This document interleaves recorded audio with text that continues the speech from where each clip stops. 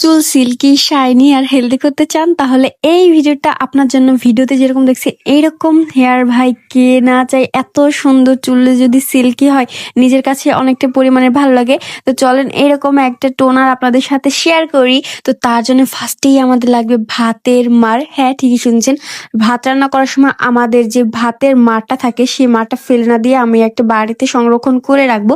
এটা কিন্তু কখনোই ফেলবেন না, এটা হেয়ারের জন্য অনেক বেশি ভালো। তো এখানে আমি পরিমাণ মতো আমার ভাতের মান নিয়ে নেবো, যতটুকু আমার চুলের জন্য দরকার ততটুকু আমি এখানে ভাতের মান নিয়ে নেবো। আপনারা চেষ্টা করবেন সদ্য যেটা ভাত একদম গরম গরম মার থাকবে সেটাকে নামিয়ে ঠান্ডা করে নেবেন।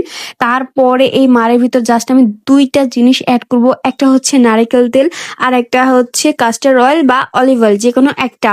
তো দুইটা তেল আমি দিয়ে দেবো, নারকেল তেল আর দিয়ে দেবো আমি ক্যাস্টার অয়েল। দুইটা অয়েল আমি এখানে ইউজ করব।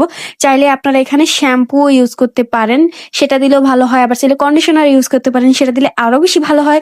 তো আপনাদের ইচ্ছা। এখন আমি সব দুইটা তেল দিয়ে ভালোভাবে মিশ্রণটাকে সুন্দরভাবে মিশিয়ে নেব, যতক্ষণ না এই মিশ্রণটার সাথে ভালোভাবে মিশে যাচ্ছে। আবার চাইলে এখানে আপনার তিসির জেল বা হচ্ছে গাছের অ্যালোভেরাটাও ইউজ করতে পারেন, কোনো সমস্যা নাই, সেগুলো দিলেও অনেক ভালো কাজ হবে। তো যাই হোক, সুন্দর মতো মিশ্রণটাকে ভালোভাবে মিশিয়ে এইটা আপনাদের হেয়ারে নিয়ে 30 মিনিটের মতো রেখে জাস্ট নর্মাল পানি দিয়ে ওয়াশ করে ম্যাজিক দেখবেন যে আপনাদের চুলটা এত পরিমাণে সিল্কি আর হেলদি হবে ভাই, বিশ্বাসই করতে পারবেন না। এটা যদি রেগুলার আপনারা আপনাদের চুলে ব্যবহার করেন ইনশাল্লাহ খুবই ভালো একটা রেজাল্ট পাবেন। ভাতে মারা আমাদের স্কিনের জন্য প্লাস হেয়ারের জন্য অনেক বেশি উপকারী ও অনেক বেশি ভালো। একবার হলো এটা ট্রাই করে দেখতে পারেন। এটা রেগুলার